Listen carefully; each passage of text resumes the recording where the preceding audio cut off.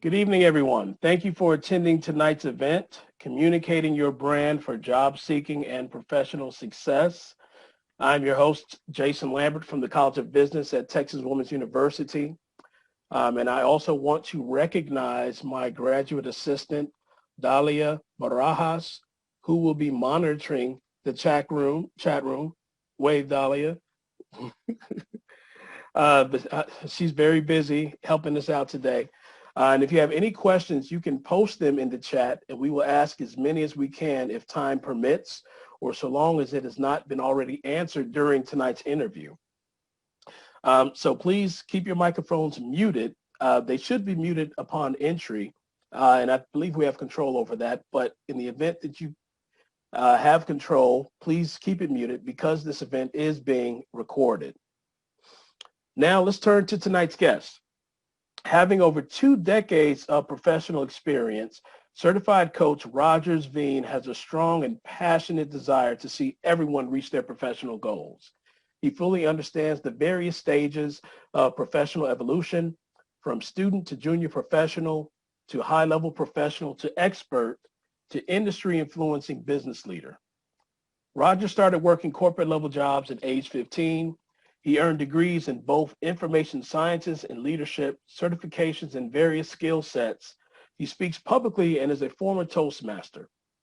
He also works and travels internationally and has served many years within a world-renowned Christian-based ministry.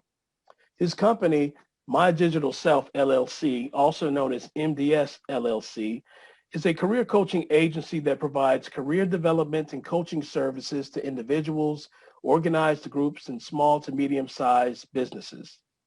MDS specializes in assisting professionals in the discovery of their career niches and professional development potential, and will help you identify, define, and employ optimal productivity and career management techniques for sustainable long-term success.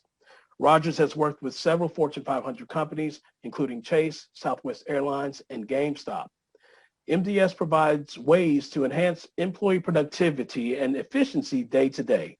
And Rogers' ultimate goal is to enhance the human condition through efforts that make people more self and opportunistically aware by empowering others to take ownership of their professional development, openly share knowledge, increase confidence, and expand their expertise. Using the chat or reaction button, please help me welcome our special guest today, Rogers Vigne. Rogers, thank you for coming tonight. Thank you so much for having me. And hello, everybody. How y'all doing tonight? Not to get talk back, but I appreciate it. Right. So before we get into the questions, Roger, first I want to ask, can you tell us a little bit about what you do and why is it important to have a coach? Okay, so what I do is, well, I'll take it back to my roots. I'm the oldest of 5. I have 4 younger brothers, right? So for those of us who are in the audience that are also the oldest, you kind of get where I'm about to go. It's our job to kind of go out there, figure stuff out, come back and tell our siblings how to avoid some of the stuff that we ran into. So I grew up in that particular role. And what happened professionally is I found myself in that role as I progressed in my career. And eventually I found myself trying to make life easier for my fellow co-workers, which expanded to their friends, which expanded over time to even my bosses, levels 1, 2, and 3 higher than myself. So I found I had a passion and a penchant for helping people remove roadblocks and get more self-understanding so they can move forward. So that's one of the things that helped propel me and inspire me to start the company, this company back in 2004. Oh, wow. Okay, interesting. So in 2004, that's when you started MDS? Right. So what happened is a couple things. So what happened is that I started off as a resume writing company. I was helping people write resumes, and I was creating online profiles before the days of LinkedIn. And in doing that, I found out that more than half of the people I was doing resumes for hated the jobs that I was helping them get a resume, which I found to be counterproductive. So yeah, okay, I can help you with this resume, help you get a job. I do some interview prep with them, everything. But now you're going to a job that you can't stand. What's the point? You spend at least a third of your life or more at doing this in this place, doing this particular thing. Why can't that be a part of your evolution, a part of your joy, right? Of getting up, especially on Monday mornings. So I have my professional background is in project management. So I have over 20 years of experience doing. So what I tried to come up with was back then was a way to assist people with finding out kind of who they were professionally and then redirect their job seeking and professional development efforts toward those jobs instead of doing what they were currently doing. And that was before I even knew what coaching was. That's before I knew who Tony Robbins was or, John Maxwell or any other guys that's out here doing this stuff, or Bob Proctor and people and such. So I started doing that, and I created my own methodology of how to help someone get professional clarity, identity, and direction, which is what I use now with MBS.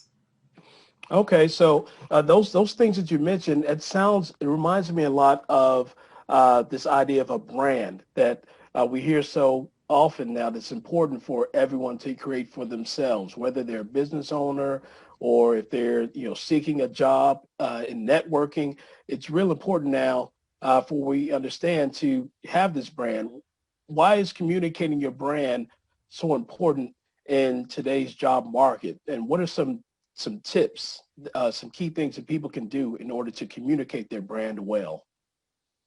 Okay. I like to I'm going to use a very personal analogy and to answer your question. Let's say you, as a person, you go to the gym and you work out and you make yourself look the best you can physically. Then you work and you make money. So now you're financially stable. Then you find out how to dress yourself. Now you dress real good and now you're looking good. You know how to handle yourself. You're making money. I mean, you just got yourself all just done up, right? You are everything. You you walk in the room and attention is grabbing to you, right? Mm-hmm. Or you're gonna hold a sign that says, okay, the first person who approaches me can have me. First person who asks me to marry you, first person asks me out, you can have me. Are you going to do that? No. I'm not. Why? Because wait a minute. You will say, wait a minute. I have these things. I've done all this work in myself. I know who I am. I know my value. I know, what I have to offer. Okay, you do that in the dating world quick. Nobody can run up on you just after you've done all that work and just say, hey, you come here. I'll take you. Then why do we do that with our careers? Think about it. You go to college, you get these degrees, you get these trainings, you learn how to do all this stuff, you read all these books, you write these papers, you make these grades, you get all this stuff, and then you hold up a piece of paper with a resume with all your stuff on it and say, okay, the first company that wants me can have me. That's counterproductive. And the reason why I understand your brand is so important is because you, just like you know your worth in the dating world, you need to know who you are, your worth professionally, and not just getting that first gig, not just getting that first good date or whatever the situation is. You want longevity. You're not trying to just get the first good thing and let it stay there. You want to continue to grow. You want to continue to evolve. You want that relationship, whether it be professional or personal, to have longevity to it, to have value over time. So you're going to change and grow, become more professionally. Personally, do you want to do the same thing professionally? That's why knowing your brand, knowing your career identity, who you are, is extremely important. And also understanding the have an actual identity and understand where that identity can take you directionally is extremely important. That makes a lot of sense, because without doing that, I like the analogy that you gave about working out, looking fit. And so you know that you're the stuff, right?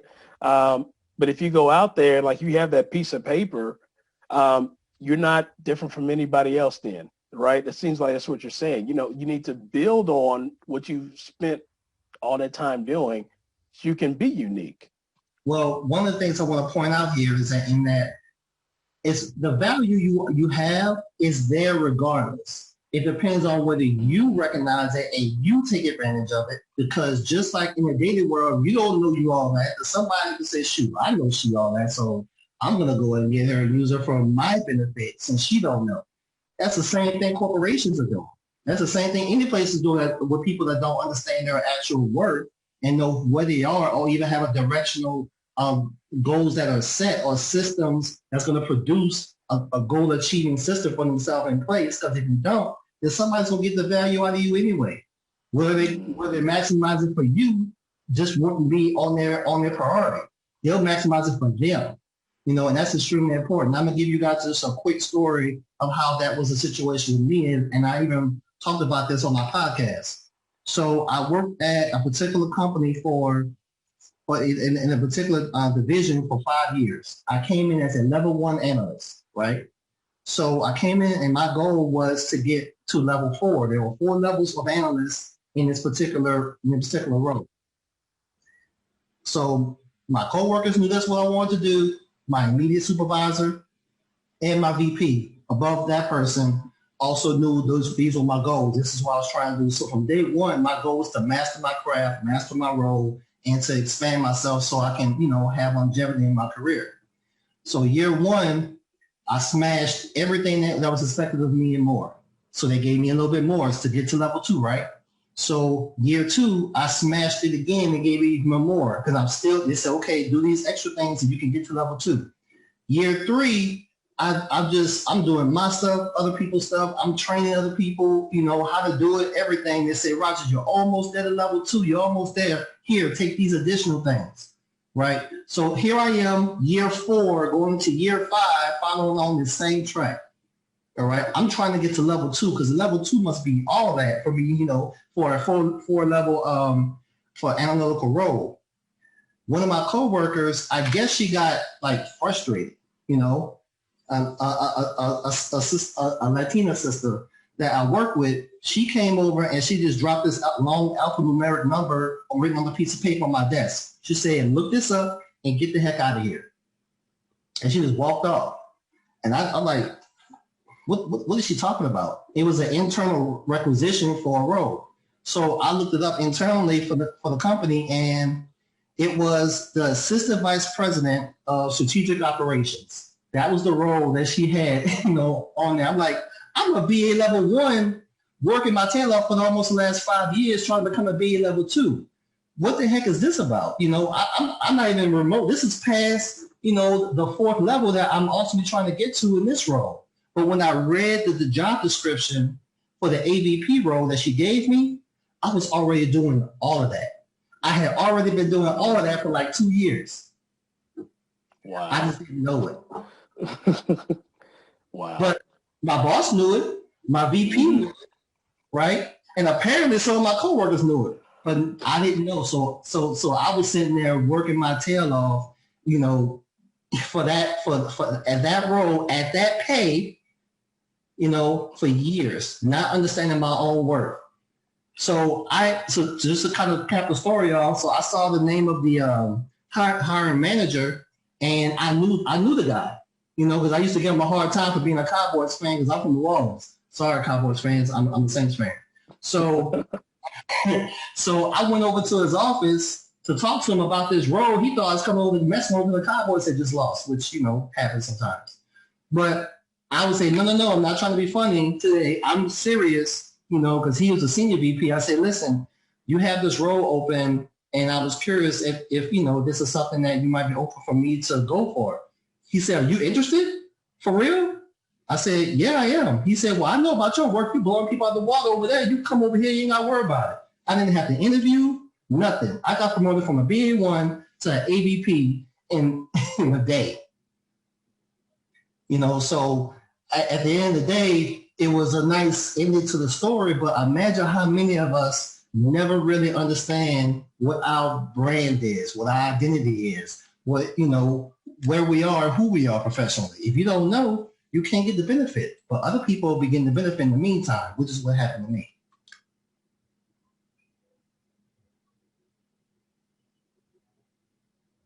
You're muted. That's so true, and it happens so often. Excuse me for that. So, when you're at a job, it's very difficult to navigate your career, as you were saying, and you need to be able to build your brand.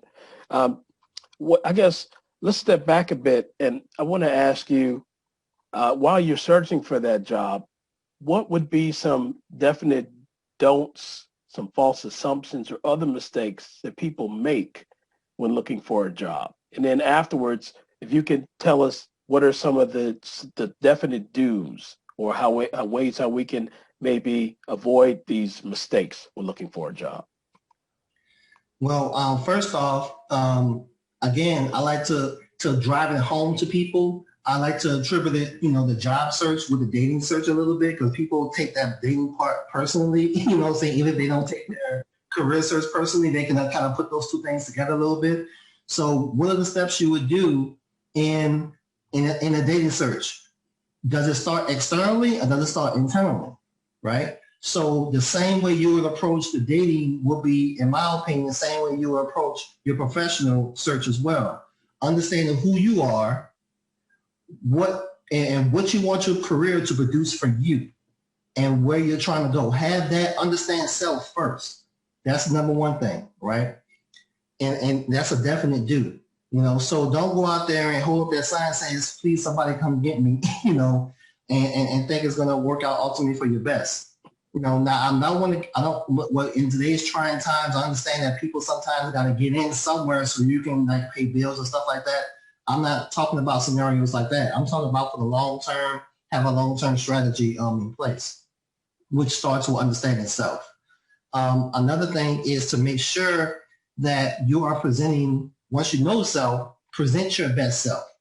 When I say present your best self is, you have to pretend, and especially at this stage of your careers, I would say you're pretending like you're kind of in an interview or being reviewed, for your dream role and what that then look like basically at all times, right? So and life today is so digital. It was digital before March of 2020. Now is even extremely digital. So your digital presence, your digital persona is just as important, if not in this case right now, even more important, because they're not going to see you as much physically as your physical appearance. So who you are online is who people think you are, period. Mm-hmm. So one of the first things that I do, like if I'm interviewing somebody, like when I was doing interviews and hiring BAs, business analysts to my team, I would search them. I would look. I want to see how they're presenting themselves to the world. What things they feel is important. And if I see a bunch of crazy memes and curse words and what I'm saying, we living it up, hey lit, all that other stuff, every other post online that's public to everybody, I'm not there on their friends list. I can see this. This person is representing me if I bring them on my team. Every organization, every true leader is looking at everyone on their team that they bring in as an extension of themselves. So you want to make sure that you're presenting your best self at all times, which is a big mistake I see a lot of people, are making even right now, in the digital world.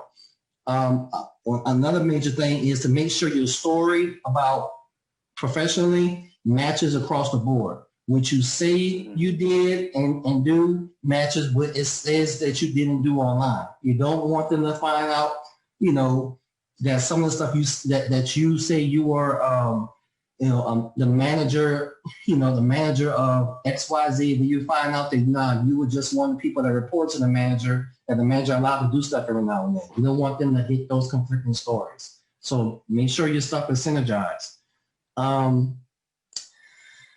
There's a list of things here, do's and don'ts. Those what I mentioned are pretty big. Another don't, because you're gonna run into a lot of challenging scenarios and people in your career. As you move forward to other opportunities, do not take the bait and try to talk poorly about past scenarios too much, or especially past people. Don't insult previous employees, because what I have learned is that I have gotten the most referrals and great pushes for new positions at other places from people I couldn't stand at my previous jobs. I've gotten more recommendations from them than people that I liked, which is, I can never understand that. But I guess it's because you don't feed into what they're kind of putting out. They're like, oh my goodness, if this person can deal with me, they could deal with anyone. And they tend to feel guilty, I guess, from a human aspect, to say, look, I treated them so bad, I treated her so bad.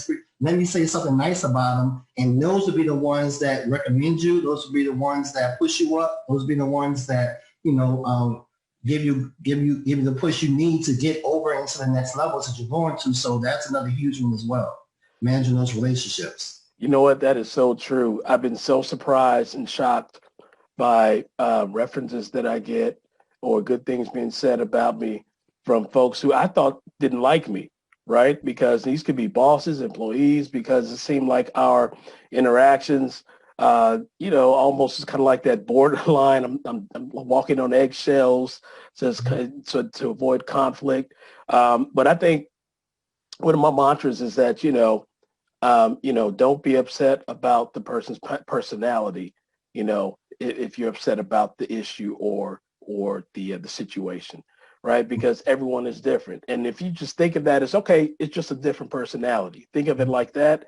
It kind of, for me, it helps me kind of overlook some of those faults or things that they do that kind of rub me the wrong way. So that, like you said, you don't leave off with a bad impression on that person. And the same person who you thought didn't like you, now they're giving you references. And a lot of people, it takes a lot of high degree of, I guess, like emotional intelligence is a new buzzword today, right? To be able to do something like that. Wouldn't you agree? Rename stuff that's all kind of already. I know. One of the things I do that helps me do that with difficult people, what I literally do in my own brain. Okay, first let me take it one step back. One is, you are in control of, take ownership and control of your relationships. Period. Do not allow the power to be put into other people's hands. Take full control of that. A way you can do that is completely separate the person, the human being, from what they did, if you can. So can't stand what they did, but try not to attribute that to the human. So when you find yourself distancing yourself, you're distancing yourself from a behavior and not a human. So when you interact with that human, you can still smile, you can still, do what you have to do professionally, but have disdain for what they did, right? That way it's kind of hard to take retribution out on a behavior, because because you've already removed it from the person. Right. But you can't take actions against a human if you still have them attached to that behavior. And that's a way that I've been able to use to assist me in dealing with difficult people, or like, some people that are more challenging to work with.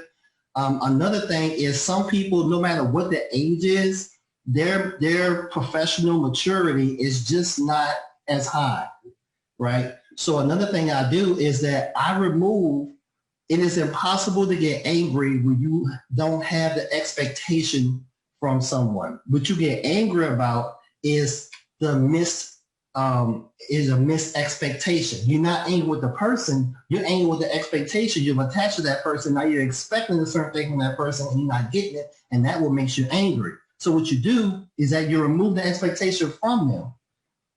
I've even gotten to a point in my head, like, a person's not mature enough to handle a situation, they're talking to me crazy or acting a certain way, I don't expect them to be mature. And who do we not expect to be mature? A baby. So in my mind, I'm almost kind of smiling on the inside, because I'm like, oh, they don't know what they're doing. It's okay. It's all about perception. So in my head, and they're wondering why I'm not getting angry, it's because I don't even look at you as an adult in my head right now. You're just a baby. It's okay. I'm not going to talk to you as a baby. I'm going to keep talking to you regular, but you can't access that part of me because my expectation for you has dropped. You know what I'm saying? And that's to manage me. That's why I said my first statement was, you are to take ownership and take control of your relationships. Thank you. Very interesting. Thank you for that. I like that. I like that a lot. Um, so, so well, when we talk about the fact that people trash their former boss or whatever, I think one thing that people don't realize is, especially in the interview setting, and that's happened before, is that I automatically think when I'm interviewing someone, well, what are you saying about me and my company or me and my company?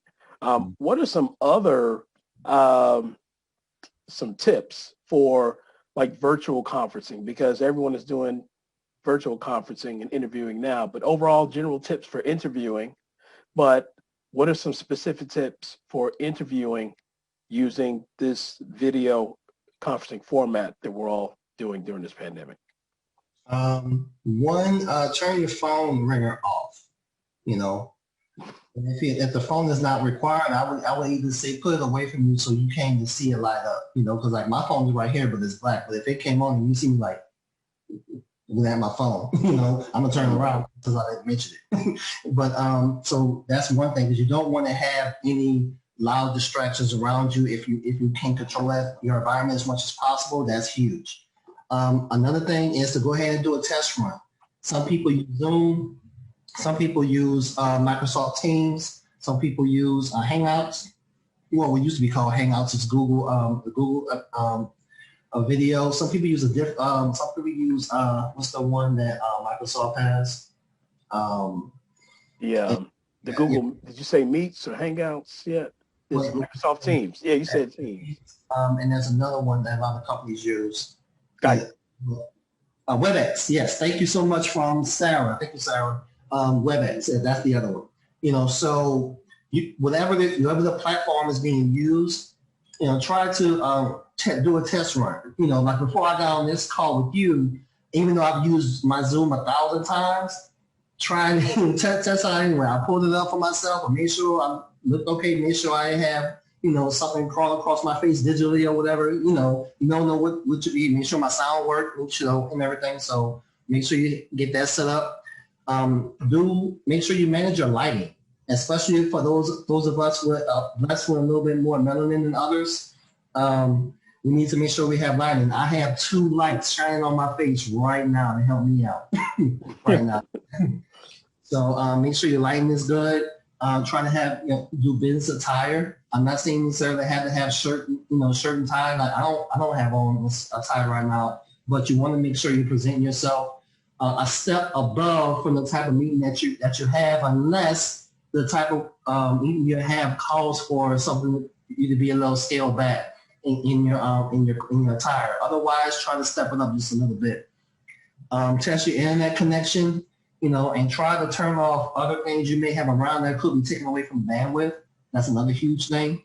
And if you think you may have a low internet connection or whatever, go ahead and unplug the Alexa and unplug a few other things that could be using the bandwidth for that moment while you're doing this. And try to be intentional with your background and what they can see.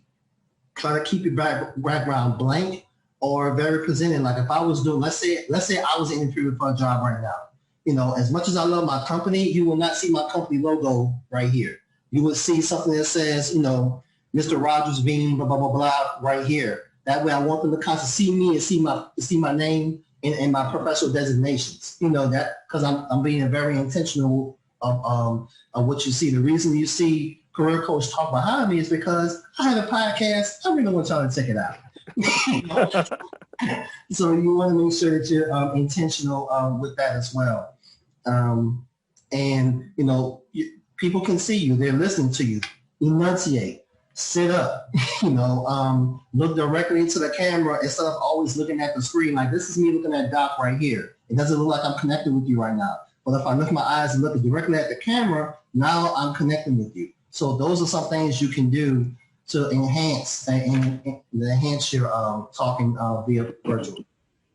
Yeah, thank you. As you mentioned, all of those tips, they were excellent reminders. I found myself sitting up, looking directly into the camera because I was literally just watching you, and I said, "Oh yeah, I know these things too." But it just goes to show that it's always good to have a helpful reminder.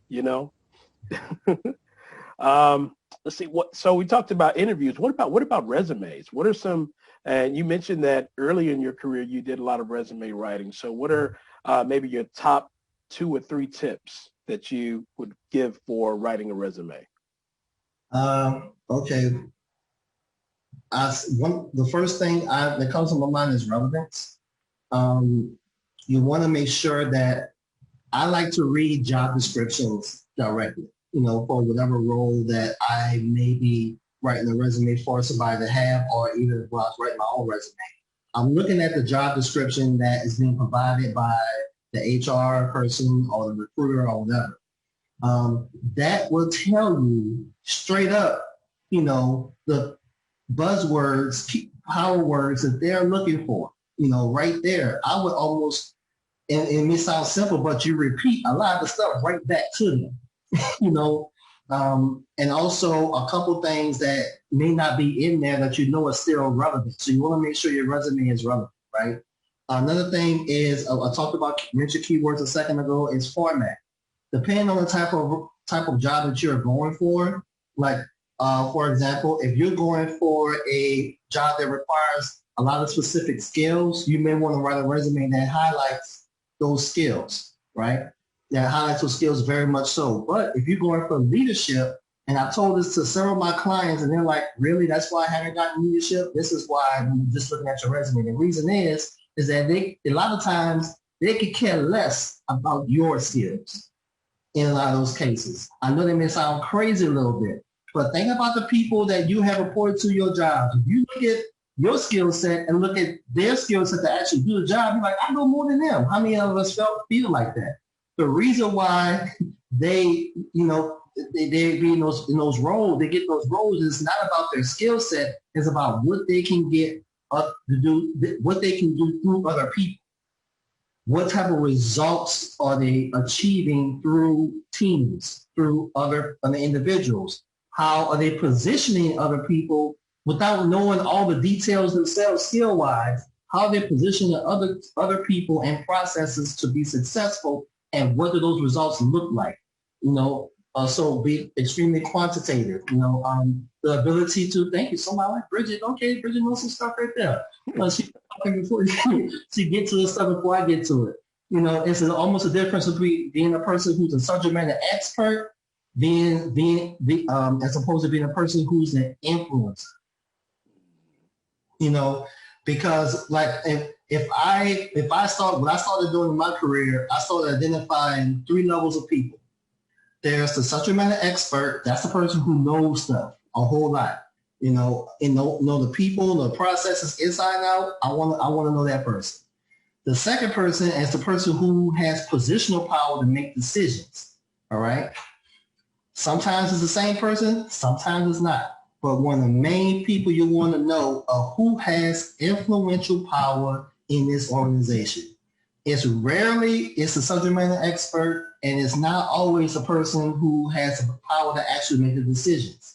Think about how some households are. You want the man to buy something for the house. Sometimes you don't talk to him, you talk to the wife. That's the influencer. For all my married people in the room, So, or if that's true. You ain't never lied. My wife runs it. You don't necessarily try to talk to the mom. You talk to the kid. Hey, the influencer in that scenario. So in the workplace, you want to find out who those people are, who has the ear of the people with the power to make the decisions. So that's a major thing as well. And we were talking about the resume, right? So I'll talk about the format. So the reason I brought that up is because you want to format your resume based on the level of world that you're getting to, and make sure that's on the first page. Make sure that your result, if you're looking for a management, talk about your results, make it quantitative, and put it first thing first, right there in front of their face. And have a strong blurb exposition about yourself, a few lines, but then make sure a lot of that power stuff and results is sitting on that first page. Cover letters, some people read them, some people don't. I think you should always have one, but it's depending on who's doing the hiring. If it's sometimes they read them, sometimes they do, but I would put more more stock into a strong resume, especially that first page of the resume. Because a lot of times they don't go past that first page if they don't see stuff to make them want to, scroll up or scroll down. If they're looking at it digitally, or flip the page over if it's more than one page. And in this digital world, what I had started doing is that I have a short video introduction of myself, that they can click on. I record the video, of course, with a different background, of course, say, hey, how you doing? My name is Rogers Vigne, and this is who I am. So, and it also helps me stand out. Most people aren't doing that. Back in the day, I did a digital online profile for myself. This is before LinkedIn. So they not only got to, see my resume, they could click a link or look at a link on my resume, and it took them to a whole portal that tell them where I can kind of show them even more information about myself. Thank you. Those are some great tips. Those are some excellent tips. So we talked about the job interview, the resumes. We talked about what do you do when you're in a role. I guess my next question is, let's say you are advanced in your company, you're promoted, but we know leading is different from that of the role of a frontline employee. What advice do you have for the new managers who are leading others for the first time? A couple things. So one, I'm gonna take this opportunity to offer a book, a couple of books, if that's okay, that I know that can help. One of the ways that we measure a new president is we look at look at their first 90 days. And believe it or not, HR does do that with, especially with new hires. They look at how your performance has been over a 90-day period. And it's pretty telling. It can kind of tell you what trajectory, you're kind of going to go in the new role. So there's a book called The First 90 Days, and it's really, really good. I'll definitely suggest it for anyone starting a new managerial role or any role, period, but especially for those who are going into leadership. As far as being a first-time manager or whatever, one of the first things I would say is that people are going to they're going to hear you, but they're going to do as you do.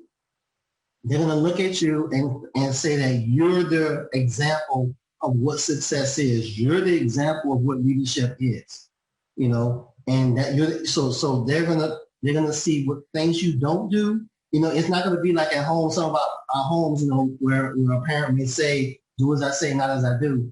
That's not going to fly, very much in the professional world. So you want to make sure you are the product, you are the establishment that you want other people to be able to follow first. That's why I talked a lot earlier about mastering your craft and knowing of self and everything. That's going to just emanate from you as you start to lead others.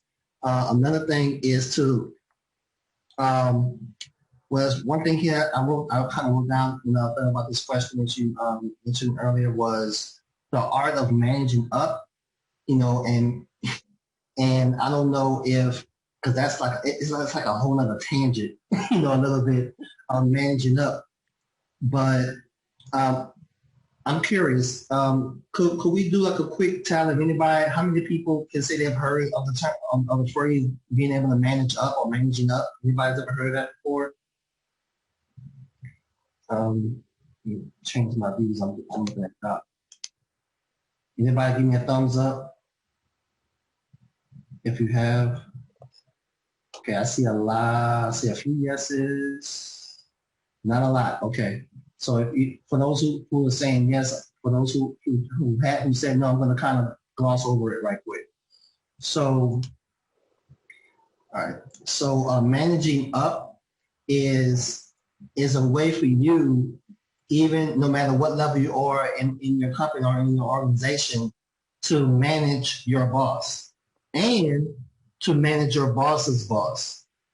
It's a very interesting and very strong skill set to where you get to do two things. One important thing is that you get to define your own narrative, right? When you do that. What I mean is that you get to find, so the VP or whatever 2 levels above you don't know you based on what their subordinate tells them about you only. they know about you for themselves, right? So that's the benefit of managing up. Also, managing up gives you an insight into the vision of what your boss and your boss's bosses want to ultimately see happen. So it allows you to position yourself to be seen and heard a lot more often than normal, because you have engaged yourself with the vision that these guys ladies have, for the organization or for the group. Plus you get a chance to have give feedback and direction on where you want your role to go. So it's just a powerful thing. I would definitely suggest you guys who don't know about that to kind of look it up. I don't know if there's any books that teaches directly about managing up. I'm sure there are, and if not, I'll write one. But that's definitely something you should look into. And also, as a leader, it'll help you identify who the influencers are on your team, which is another thing you need to know as a manager. Just because you're the manager, you're the leader, that doesn't mean you are the influencer. In no crew, you want to find out who on your team is, has the ear, or who on your team you can provide certain messages that's going to get buy-in that other people are automatically going to follow their lead. So you want to find out who the influencers are on your team. Recognize your team for what they do. Don't sit there and take credit for stuff that you didn't actually do, but make it a team effort all the time. Make them feel like, yes, I'm being recognized for something that, that I'm bringing to the team overall. Share your vision of where you want to go with your team. Make that up front. Don't tell them what you want to just get done. Tell them how you plan on taking for us going together as a team to get there. Make them a part of the journey as much as possible so they can take ownership, which is what you want them to do. You want them to take ownership of the journey along with you. It makes it a heck of a lot easier to manage, to pivot, and everything else. That way, when hard times happen, not if, not maybe, but when there's difficult times and you have to give some not so bad news, they're taking it, oh, this is happening to us, as opposed to this is happening to me. And that's the type of culture you want to build with your team, as a manager. I know for just like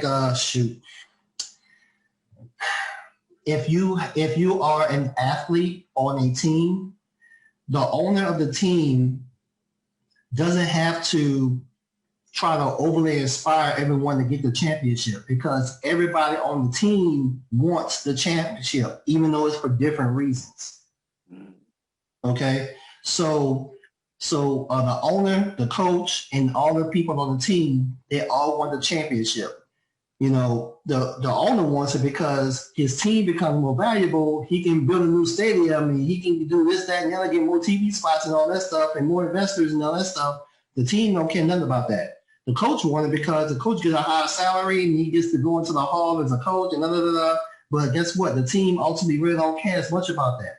But the team, people on the team just get that ring, right? They get to be recognized as a champion for the rest of their lives. That's what they want. They all want the same thing, but for different reasons. So as a leader, I will try to find out what's everybody on the team's ring. What is that? Find out what their ultimate goal is that they want this produced for themselves, and be a part of their journey to get those things. So when they fighting hard for that, they're also fighting hard for you. That's a couple of things I just want to throw out there. No, thank you very much. One of the things that I want to echo that I think is very powerful is, as a new manager, people forget to articulate that vision, to bring people towards their ring, so to speak. Because I guess transitioning from being an employee, which is totally different from now delegating, assigning work, more planning, being proactive about things. It takes a strong trend. It takes for some, it could be a long transition and a difficult learning curve. But what I find is important is that by articulating that vision, then there's kind of a self-check or a self-governing that employees will have, like you were saying. If you're able to articulate to your employees what is their why, or what is that goal, then it's a lot more easier to get people on board.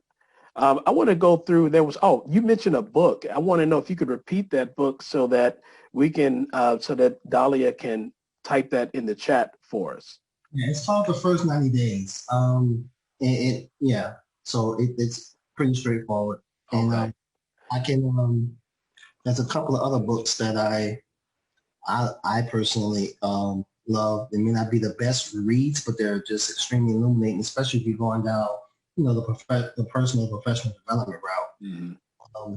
Another one is Start With Why. I don't know if you guys heard of that one by Simon Sinek. Simon Sinek, yes. Of course, the baseline book is Think and Grow Rich, which is amazing, and As a Man Thinketh by James Allen. That's just a couple of books right there that I think can set a pretty good foundation for understanding the power of understanding self and then building up from there. Great, thank you. And those sound like some good books. I'm familiar with most of those too. I think that is a good solid foundation. I also want to mention in the chat, someone said that LinkedIn has a 30-minute course on managing up that they found short but beneficial. Thank you, Janet. Thank you, Janet. So we talked a lot about the general tips for advancing your career, seeking jobs, interviewing. But we know in this current pandemic, a lot of things have changed. How, in your opinion, how's the COVID-19 pandemic changed the job seeking process? And what are the disadvantages, but also are there any advantages? If there are any, what are some advantages in addition to disadvantages? With stuff going remote, so many things that have the ability to be remote, you get a chance to widen your net a little bit, as far as the type of places or opportunities that you typically may not get a chance to because they're going to want somebody local, Another thing is that you can change your message or your visual of yourself digitally, and everybody see that change at the same time, which is, so you don't have to constantly repeat yourself. It's one of the reasons why I think that doing the introductory video, for example, and having that unlisted on YouTube or something like that so people easily get to it could be powerful because it's a message that you have put out there the best way you can. You've done it one time and you can share it with thousands of people, so they constantly seeing it over and over again without you having to repeat yourself.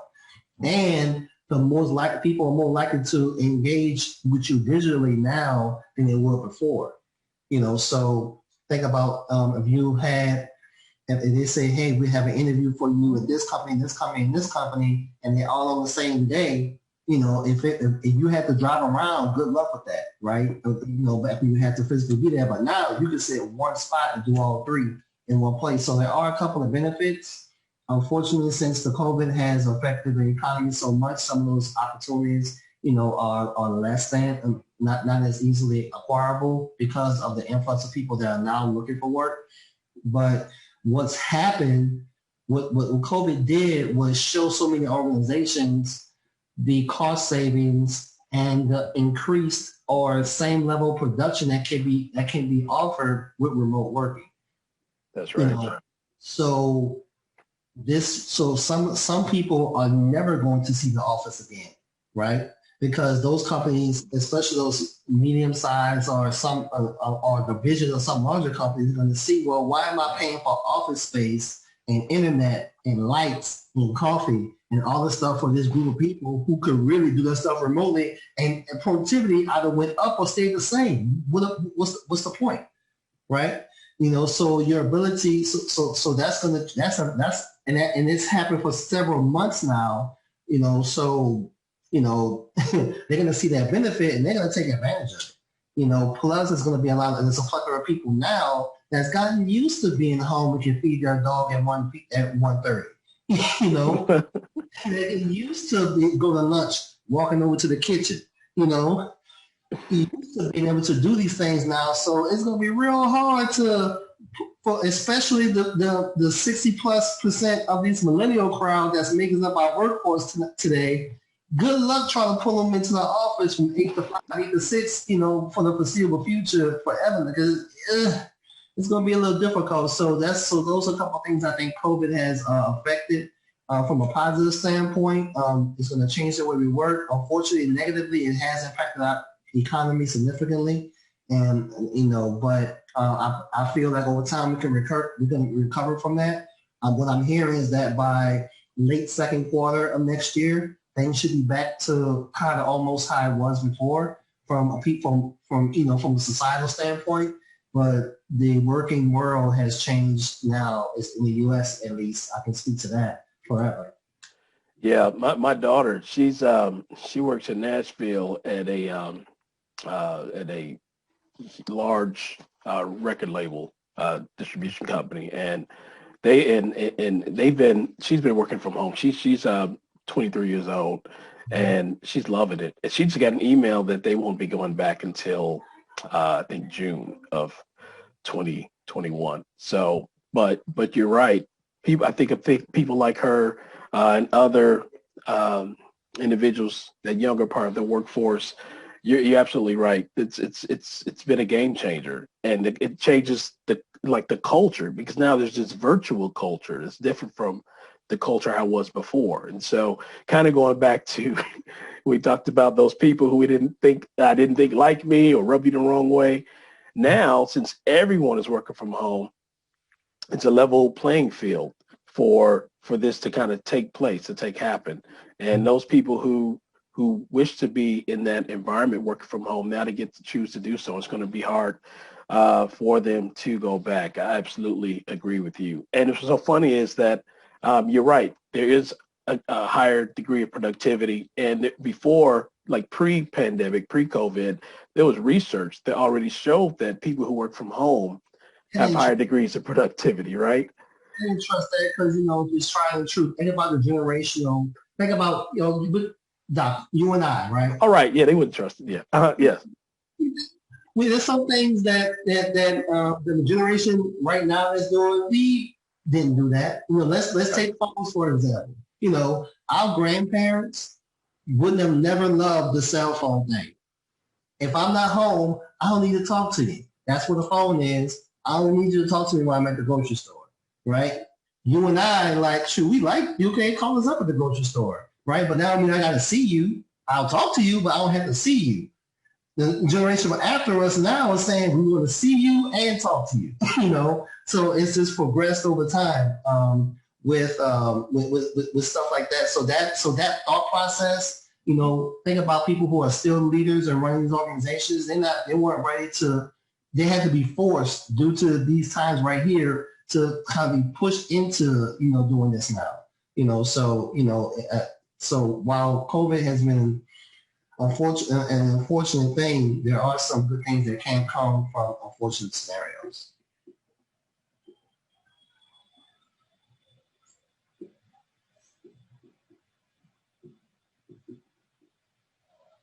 Doc, you're muted again. Yeah, I have a question from the chat here. And I was going to say that's good. We can always find silver linings in clouds. There's a question here I want to ask from the chat because this has been asked twice. And the question is, what advice do you have for someone who is at a pivot in their career? There's some detail here too, which is what's the best approach for moving into a career in which you don't have any experience? For example, I work at a bank and it's mainly focused on customer services and sales. I want to transition my career into HR, but experience is a huge requirement in that field. What advice do you have for someone who wants to pivot in their career? Well, I have a coaching process that I use specifically for people in that type of scenario. That's a little more detailed, but just from a high level, I can definitely tell you this. I never, and until later on in my career, I never actually qualified for the jobs that I got on paper. And the reason I got them is because actually it was a good insight that one senior VP who hired me, he told me why he hired me. This is extremely early on in my career. He said that the level of passion that I showed and the detail that I was willing to go through to do and learn the job just from the interviews that he saw me in, was something that he can't teach. And he said, I'm not on paper, you don't meet the requirements for this job, but your passion and your zeal to do this type of job, is something that I can't overlook, which you have in spades over anybody that I've run across that has the qualifications on paper. So if you're looking to make a pivot like that, it starts internally. How much does that resonate you? How much do you identify with this pivot that you're making? Because I think I know that that's going to make a huge difference for you in being successful, because you don't need, to be attractive to 10, 20, 30 different possibilities, opportunities. All you need is one, right? So no matter how many no's you get, if you're passionate about that, it resonates with you and it's an extension of yourself, then somebody who's also passionate about that thing as well is going to connect with you, and they're not going to be able to tell you no. So that's how I would start in a situation where you may not have the experience, but the passion can override that and beat out other people that otherwise would usually get that job over you. Yeah, I like the fact that you mentioned passion, because when you want to pivot, it's not for the faint at heart. It's going to be a difficult process for most people. Like back in my former life, when I used to also do a little bit of coaching on the side, I found that sometimes if people really want to make that change, you want to be able to put up that upfront effort. What that means is that you're going to have to, especially if you don't have the credentials on paper, you're going to have to be on LinkedIn, join all those, let's use this example, human resources, join all of those HR groups. If you're a student right now, you can join the Society of Human Resource Management student chapter. So you can begin to network with a lot of different people. But again, you're going to have to do more than what other people do. And I just want to echo something that you said earlier, Rogers, about branding yourself. I think that's what's kind of good about this idea that more people who even weren't on LinkedIn are on it now, because just being exposed to this virtual landscape post COVID has allowed people to just explore LinkedIn more than they had before. I know people who never were on LinkedIn before, and now they're on LinkedIn all the time, because it's this easy transition from now I have to do Zoom, now I have to do Teams. Let me see what this LinkedIn is about that everyone's talking about, right? But LinkedIn is a great place where you can brand yourself, be involved in those conversations, curate content, post articles. The cool thing about LinkedIn is, it's your digital resume, okay? But it can also be a place for you to position yourself as an industry influencer or an industry as an industry persona, right? Yeah, that's it. You said it. That's what I was trying to say. You said it so much better. So not only do you get to display your resume and your stuff there, but you can also use it as a platform to show people, okay, I don't care if you're just sharing blogs. You don't even have to necessarily write them. It'd be cool if you wrote a couple articles here and there, based on research you put together. But if you're sharing the information, or if you're commenting on stuff, or you can basically, the same way you would approach something you see viral on Facebook or something like that, take that same energy and kind of put it over here on this platform, and and show your zeal there. Like for myself, I'm connected to, let me see, 12,500 and some people on LinkedIn right now. That's how many people I'm connected to. That's just individuals. And I have a couple of high influencers I follow on there. So when I post something, it's a potential that I got 12,000 people eyes that can potentially see that. If I comment on something, they're going to see my comment, because it shares that type of information when you do that. And the more you do that, and the more people you connect with, and if you're strategic, I saw somebody had put in the chat something about strategic thinking.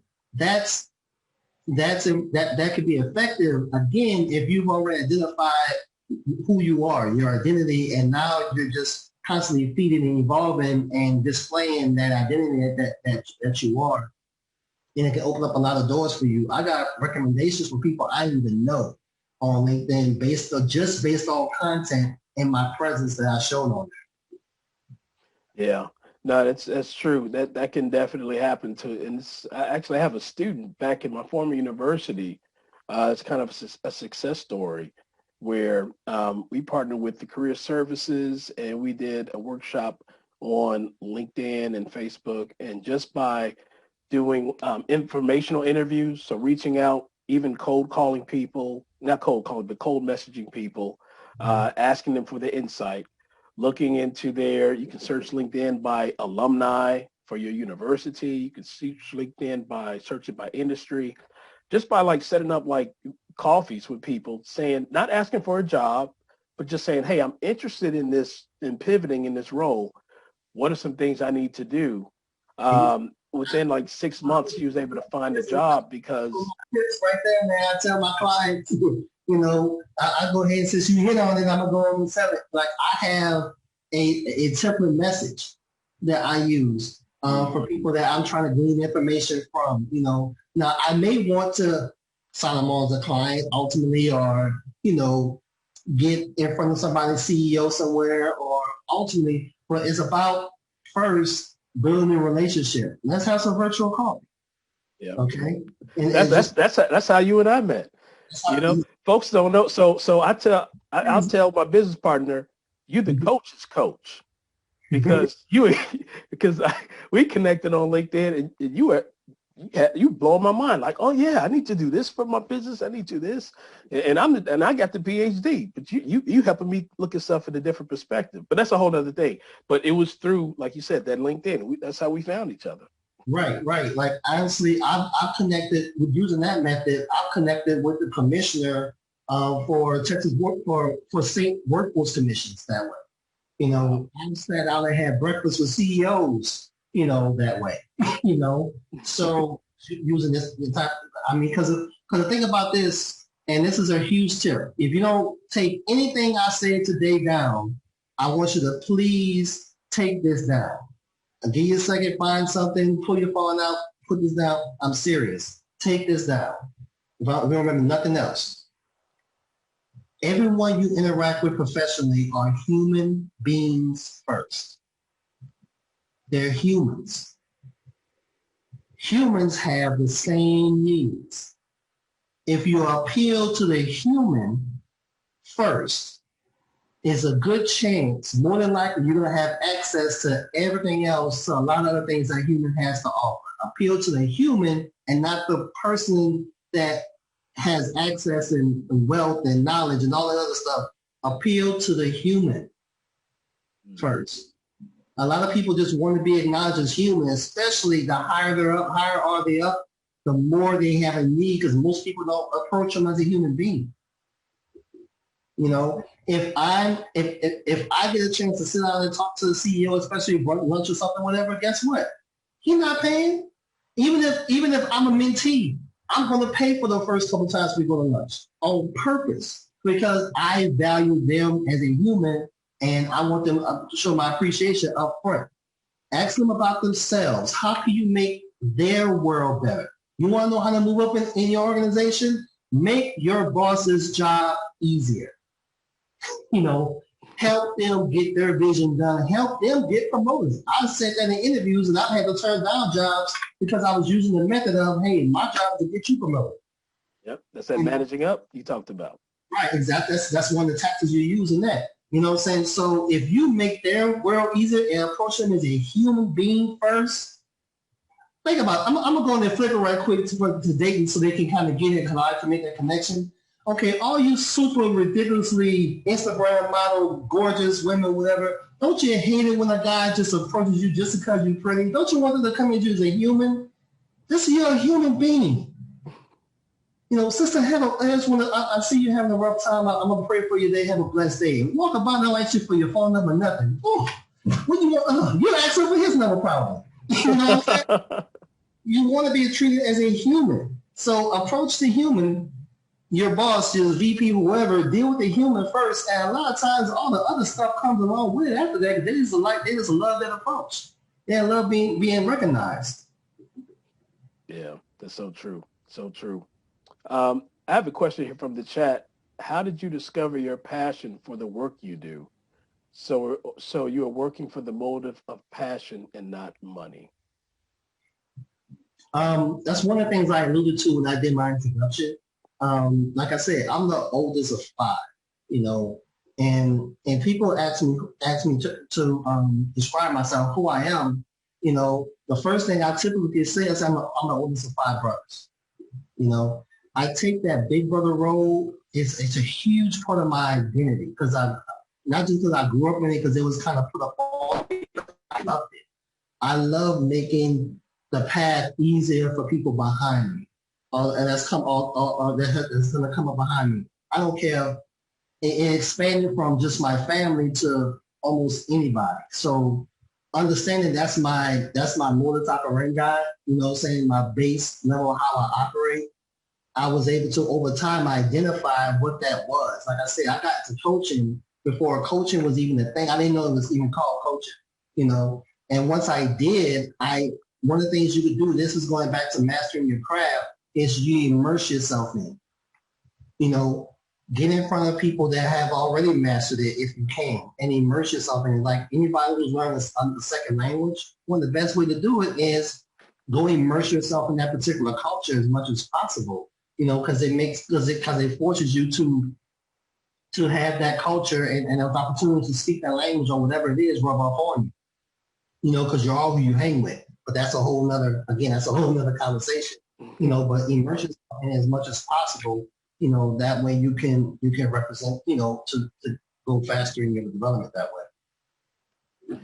So we're going to open it up for some questions. But before I do that, there's a question in the chat I want to go back to. We kind of touched on it, but I'm not sure if it was fully addressed. I asked about the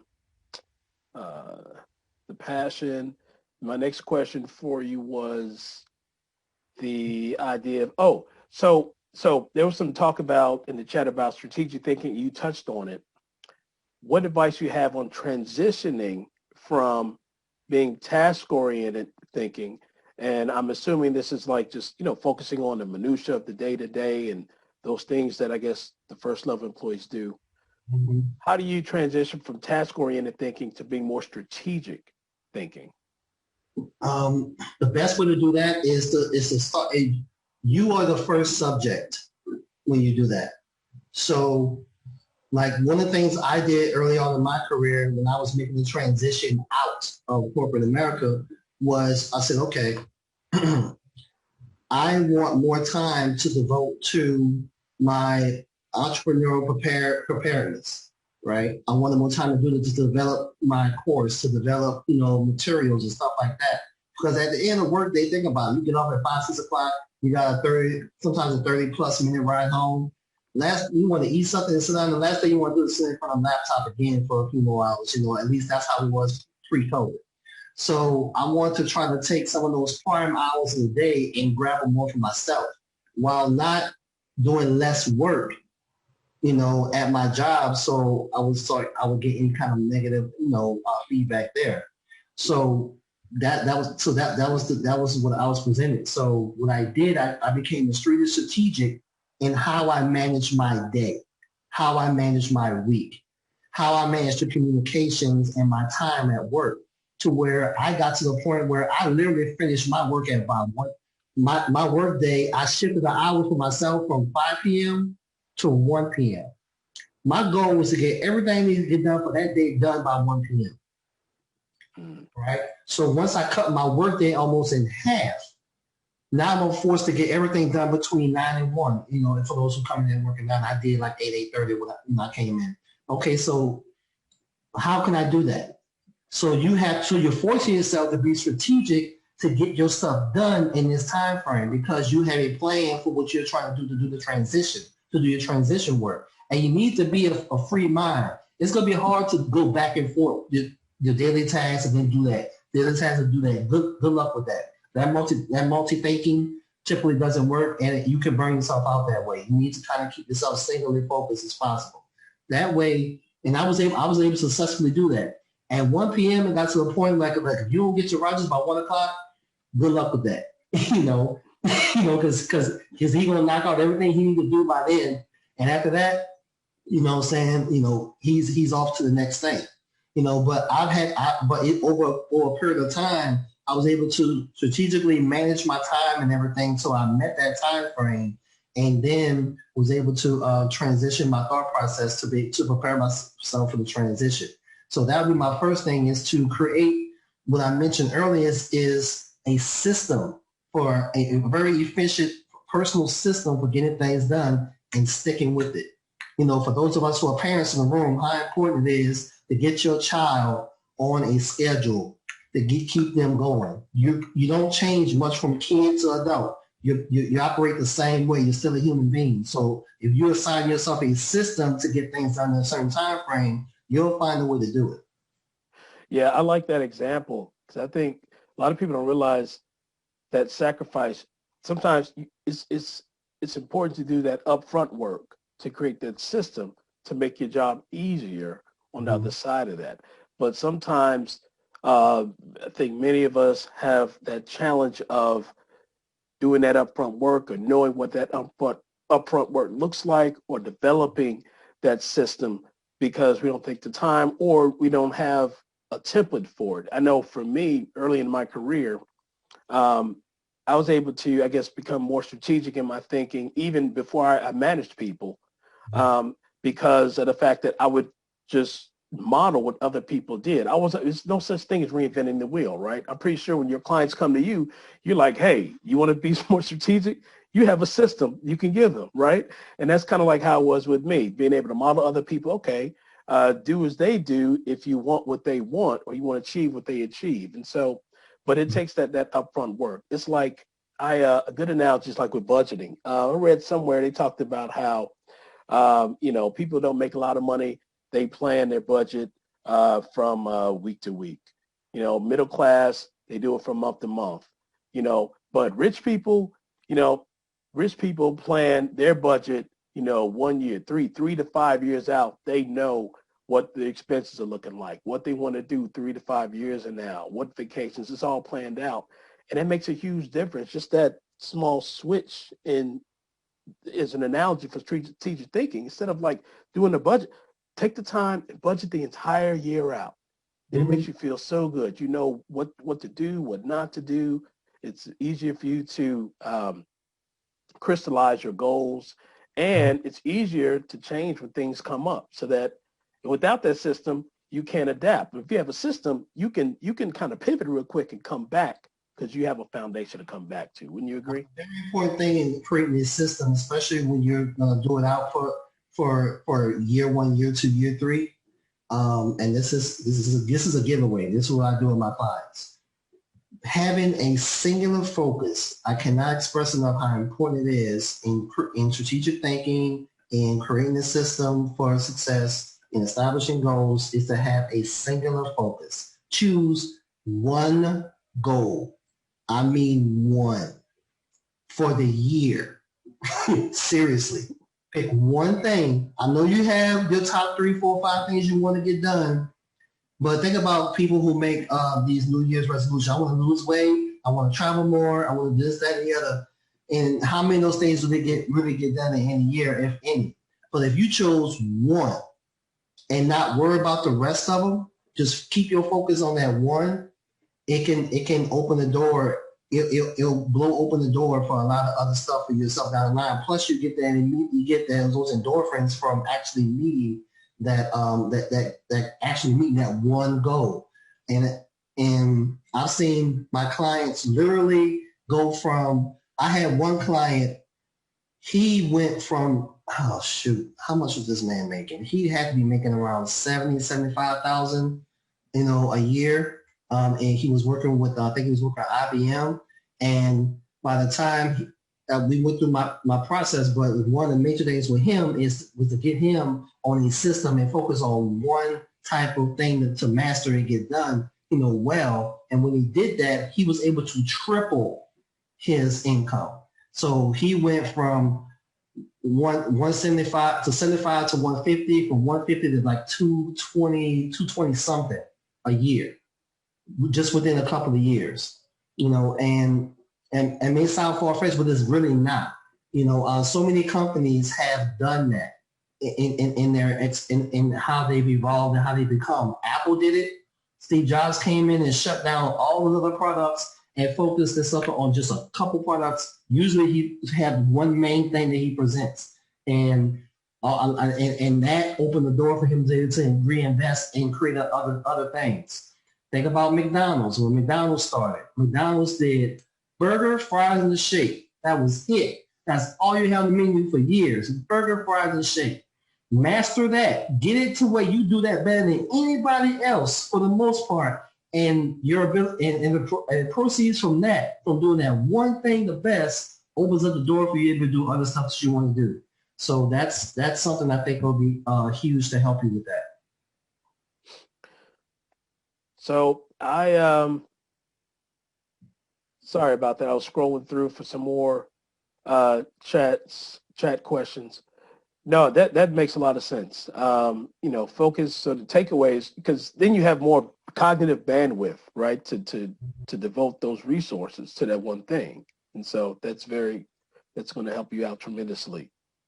I want to ask, well, while we wait for some more questions to come into the chat, and we might end with this if we don't get any more questions, because I think we're about 10 minutes out from our end time.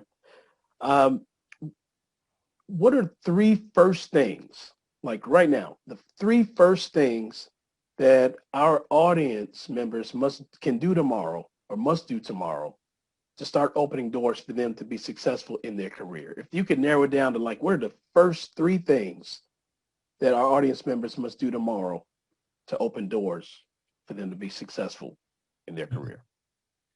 One thing is to take action now. You have to take action. If you don't take action on what you hear that could make you better within 72 hours, you lost the energy dissipates and you lose it. If you're going to do it, if you're going to make a pivot, if you're going to reaffirm yourself towards getting something done, take actionable steps right now. Don't wait. Okay. Another thing is to truly ask yourself a question without describing yourself as a student or whatever your job description is. Who are you? Find out who you are. Take a couple personality tests and take some assessments that help you do introspection. Learn yourself. That's beyond huge, is to truly understand yourself. And another thing is to identify what you really want and take the limits off of where nobody in my family has ever had that, or my chances of getting that is nothing, is less. No. Take the limits off and just ask yourself, what do I want my career to produce for me? What is the end game? What do I want? And don't be shy about it. I found that people who could push past limiting beliefs and actually identify and write down what it is they really want and believe it and stick to it and work towards it, whether they get to it or not is typically a matter of time. It's not if it's going to happen. It's more of a when. I had a client a few years ago. He was a business analyst at a mortgage company, but he loved comics, right? And he was a comic collector. He said, man, it'll be really cool if I can, get a chance to work with Stan Lee, but that's probably too big or whatever. I was like, why? Why would that? Why not? Why don't you just start? I walked him through the process of identifying self in the comic field. I walked through the process of immersion. I walked through those processes, and over time, he actually got to work with Stan Lee before he died. He was the person sitting next to Stan Lee at Comic-Con in San Diego, signing off on stuff in his name before Stan Lee passed. And within a matter of about 4 to 5 years. Wow. So limitations literally are only self-imposed. And I stole that from George Bernard Shaw. Man, that's amazing. You know, there's a saying. I want to say that Henry Ford said it. I'm not sure, so don't hold me to the quote. But they said if you believe you can, or if you believe that you can't, you're right. You know, it's all about how you believe. You know, and that's so true. Yeah. So so it looks like there are no more questions in the discussion board right now. There were some hands that were raised. I'm not sure if they were raised by accident. So if your hand was raised and I lowered your hand and you have a question that you want to ask Rogers Vigne, just post it in the chat right now, and we'll wait a few minutes for that because I guess we could always edit this out if there's any what do you call it, some uncomfortable silence. Yeah, it's okay. All right, so it's nothing there. So great, man. Rogers, thank you so much. Like I said, you're the coach's coach. Thank you for speaking to my students, being a guest at the College of Business at Texas Women's University, and and and and I hope that. Oh, let me put this back in the chat again for everyone. If you could tell everyone where they can reach you at, and while you do that, I'll post this information in the chat for you. Sure. So my website is mdself.com, so it's extremely interactive. You have questions on there. There's me on there answering questions. Just clicking and I'll answer it via video. In the lower right-hand corner of the website, you can set up a free consultation if that's something that you want to have a conversation with me for a few minutes. You're welcome to do that. I believe they're putting my information in the chat. So, phone number, email address, that stuff is there. My company is called My Digital Self Career Coaching Agency. Just as a quick side, quick story, kind of exit story. The reason it's called My Digital Self, I actually stole the concept from the movie The Matrix. For those who are fellow movie and comic nerds along with me, there's a particular scene in the movie The Matrix where Lawrence Fishburne, who's playing Morpheus, is explaining to Neo, who Keanu Reeves is playing, what the Matrix is. He's in this all white area, and he's telling him what the Matrix is. He says that in this place, you notice that you look different. Your connections in your head and your arms are gone. Your clothes are different. Your hair is different. This is how you look in here. The reason why you look different in here than you do in the real world, because in here, this is your mental projection of your digital self. This is how you see yourself in your mind. So that becomes reality in here, right? So I love the concept of my digital self because we become what we think about. Stole that from Earl Nightingale, but literally you become how you see yourself in your mind if you believe it and you work towards that. So I love that concept. I named my company My Digital Self because of that. And that's where that comes from. Man, awesome. That's a great analogy. Thank you for sharing that. Man, so again, I want to thank you for joining us, Rogers Vigne. Thank you, Dahlia, for assisting us with the chats. And as I always say to my audience members, enjoy the rest of your day. Peace out from Dr. J.